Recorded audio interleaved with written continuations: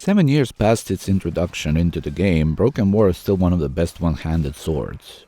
And despite the name containing the word broken, there's nothing flawed about this weapon. It's just broken away from a greatsword called War. And it's even better than War, but that's mostly down to greatswords not being all that great right now and War having most of its damage as impact. Broken War has most of its damage as slash, which is a significant part of the reason for so many players using it after they finish the quest.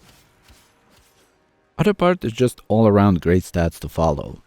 High crit potential, good status potential, it's fast enough, has solid range, stances for it have high damage multipliers. There's nothing bad about it. Everything is above average or good. At the time you finish the quest, chances are you don't have too many great mods to work with, but that does not mean you cannot make a solid build. Weapon comes with a built-in Orokin catalyst, so go ham and slap all the mods you can. Broken War has a unique feature that if you don't equip any stance mod, it will use movement from Vengeful Remnant, which is a pretty good stance in my opinion. For sort of a starter build, I'd suggest using some critical chance and critical damage, as that helps a lot, as well as damage of course. Some range and attack speed to make weapon more comfortable, and 2 elemental mods. If you can combo up Toxin and Cold and make viral, I'd suggest doing that, as that's all around safest option. That leaves you with 1 mod slot open, and there you can put anything you like. Here I have Lifestrike because I know early on it can be a struggle with healing, and this is a very simple method to keep yourself alive. Just hit them once with that heavy attack and bam, you're full. Lifestrike drops in North Valley, so I figured everyone can obtain it easily and early on. This build will easily get you through the star chart. Even sortie mission level enemies are not that big of a deal for this build, especially if you strategically use your heavy attack on heavy enemies after gaining some combo from common mobs. As you spend your time in game and visit Baroque tier more, you will obtain more and more prime mods.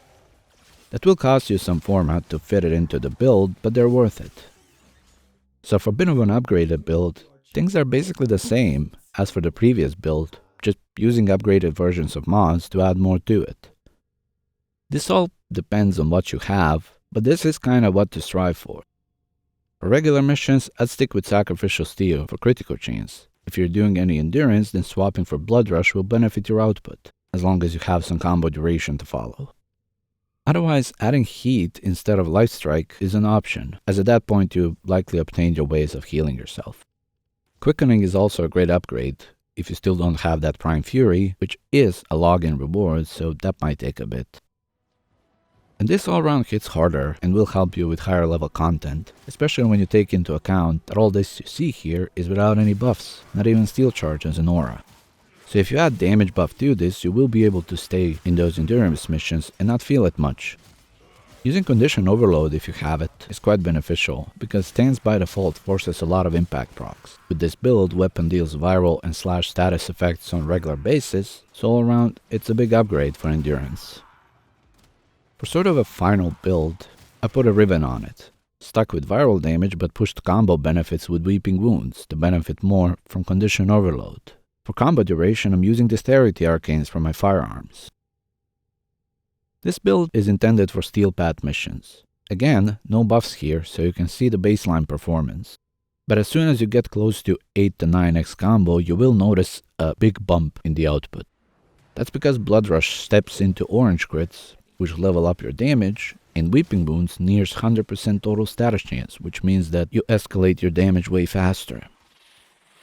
Broken War also offers a neat way to deal with some heavy enemies that are just too heavy for your current build.